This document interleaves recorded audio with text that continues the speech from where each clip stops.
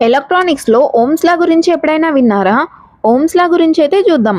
First మనకి Ohm's లా అనగానే వోల్టేజ్‌కి, కరెంట్‌కి, రెసిస్టెన్స్‌కి మధ్య ఉన్న రిలేషన్ అని గుర్తు రావాలి.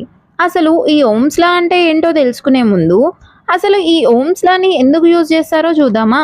ఈ ఓమ్స్ లాని ఎందుకు యూజ్ చేస్తున్నామంటే, కరెంట్‌ని కాలిక్యులేట్ చేయడానికి, వోల్టేజ్‌ని కాలిక్యులేట్ చేయడానికి, రెసిస్టెన్స్‌ని కాలిక్యులేట్ చేయడానికి యూజ్ చేస్తాం.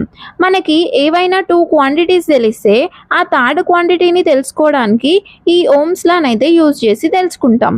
ఇలా కాలిక్యులేట్ చేయడానికి ఫార్ములా అయితే ఉంది. సపోజ్ మనం వోల్టేజ్ అనే క్వాంటిటీని కనుక్కోవాలి.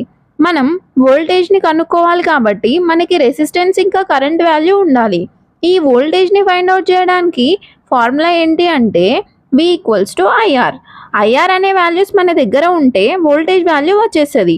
మనకిప్పుడు కరెంట్‌ని ఫైండ్ ఔట్ చేయాలి అంటే రైట్ సైడ్‌లో ఉన్న ఐని తీసుకెళ్ళి లెఫ్ట్ సైడ్‌లోకి పంపించాలి. రైట్ సైడ్‌లో మల్టిప్లై చేస్తది. మరి లెఫ్ట్ సైడ్‌లో అయితే ఏం చేస్తది? డివిజన్ అయితే చేస్తది కదా! లెఫ్ట్‌లో ఉన్న వీని తీసుకొచ్చి రైట్ సైడ్‌లో పెట్టేయాలి.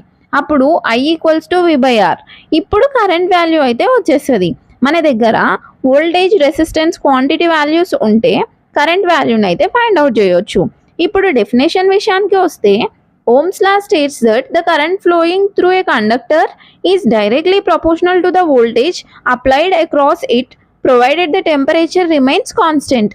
అసలు ఇంత డెఫినేషన్లో ఏం చెప్పారు? మోర్ వోల్టేజ్ అప్లై చేస్తే మోర్ కరెంట్ ఫ్లో అవుతుందంట. మోర్ రెసిస్టెన్స్ అప్లై చేస్తే లెస్ కరెంట్ అవుతుందంట. ఎందుకు లెస్ కరెంట్ అంటే మీకు తెలుసు, రెసిస్టెన్స్ ఏం చేస్తుంది? కరెంట్ అయితే అపోజ్ చేసుకుంటుంది కాబట్టి. రెసిస్టెన్స్ గురించి తెలియకపోతే షార్ట్స్లో అయితే అప్లోడ్ చేశాను, వెళ్ళి చెక్ చేయండి.